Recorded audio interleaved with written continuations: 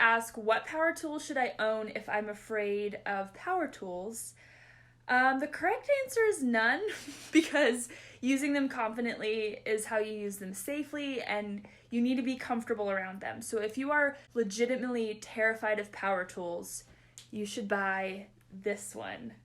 It's a hot glue gun, and it runs on battery power. It gets nice and hot, and it's nice because it's cordless, so you don't have to wait for it to heat up. I have another cordless version that sits on a stand, but once it's been off the stand, it gets really cool. So then you have to put it back on and wait for it to heat up again. This thing just stays hot, and it is technically a power tool. So if you are legitimately afraid of power tools, this is your first purchase. The reason this is a good purchase if you're legitimately terrified of power tools, first of all, it's going to get used to the battery system and battery pack, and also it's going to get you used to the weight of it and kind of how things work. Moving from this to a drill is going to feel a little more natural. So if you're really scared of it, starting with this is actually going to help get you trained.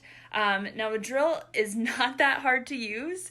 If you've never used one before, I know it can be intimidating, but that's my number one first actual power tool purchase. But if you are intimidated to use a drill, or you want something at a lower price point, this is your first purchase. I am gonna make a post of your first 5 tools that you should purchase if you're totally starting from scratch, building your collection, because I get asked about this a ton, and I should tell you guys the ones you should buy. No surprise, they're Ryobi, because the batteries work across all the tools, so it'll be a cheaper way to build your set, but you can also go in another brand, and I would still recommend these same 5 tools. So that will be coming soon.